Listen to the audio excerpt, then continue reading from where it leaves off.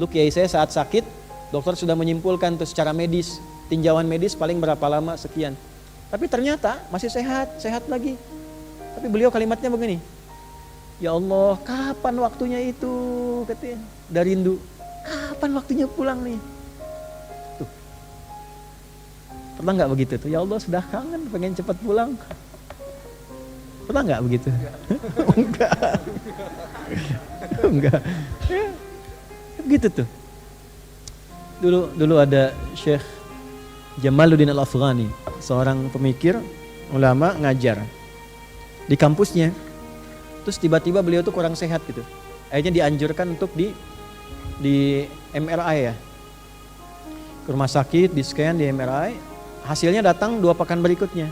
Yang diminta ngambil itu mahasiswa senior. Ini kisah nyata.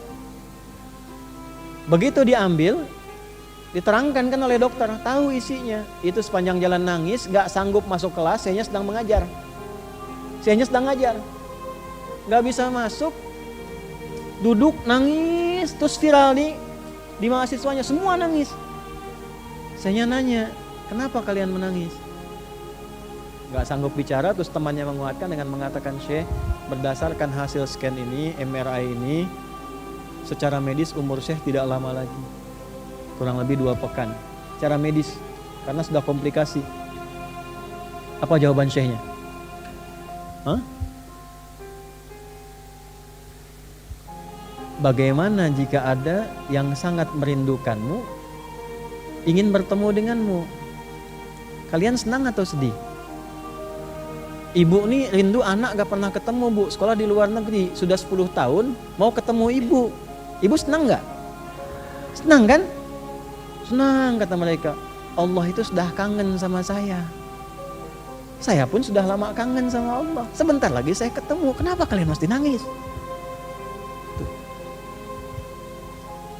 Ketemu Allah, gak pernah lihat, dikasih oksigen, kasih hidup, Insya Allah, kasih kenyamanan, kasih nikmat, gak pernah ketemu, gak pernah lihat, pengen lihat, kangen, pengen lihat.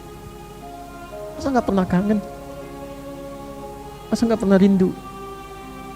Faman kana yarju liqa'a rabbih, siapa yang sudah rindu ketemu Allah, falyamal amalan shalihan wala yusyrik bi ibadati rabbih ahada. Tiap Jumat tuh kita karena kangen. Masa gak kangen sih? Imannya di mana masa gak kangen sama Allah? Sama Nabi kangen kan kita? Kangen. Rindu sama Nabi. Gak pernah ketemu. Sayang kita gak pernah rindu. Kita sholawat terus gak pernah ketemu. Sekali kita ke Madinah, Masya Allah, tenang.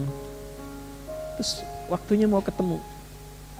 Tapi pas mau ketemu, kotor. Badannya kotor. Hatinya kotor. Mulutnya kotor. Malu kan ketemunya. Makanya perbaiki. Sebelum waktunya tiba, semua teracak-acak, semua berantakan. Perbaiki dulu diri kita tuh. Jadi ayah masa ketemu Allah, anaknya begitu, malu kan ketemu Allah. Pas ditanya anaknya begitu, gak kenal Allah, gak bisa sholat, malu. Gitu. Masa mau pulang dalam keadaan kotor? Allah ngasih baik sama kita, lahirnya kita bersih. Lahir bersih, bagus, baik, disayang-sayang. Masa pulangnya kotor, gak malu? Kerja kotor, tangan kotor, kaki kotor, nggak malu. Makanya ini ayat nggak biasa gitu. Jadi begitu baca satu ayat itu, kalau kita baca pakai iman, getaran hatinya beda. Ada sesuatu yang nggak sama gitu. Makanya begitu lihat matahari, belajar sebulan nih, belajar ya sebulan. Nanti bulan depan belajar tentang bintang, ya. Wa idzan nujumun kadarat. Nanti belajar tentang gunung.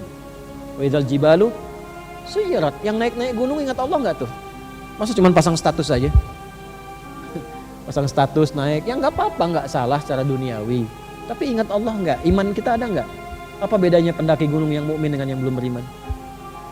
Ya, nancepin bendera bagus, nggak apa-apa, nggak ada masalah. Tapi ingat Allah nggak? Makanya seringkali dalam pendakian itu Allah kasih keadaan-keadaan yang secara spiritual membuat kita semakin harus ingat dengan Allah. Ada kondisi yang beda. Nah, cobalah dibuat agak begitu tuh supaya suasana hatinya nyaman tuh. Jangan diem kayak jam, diem dari tadi jam 9 tuh orang.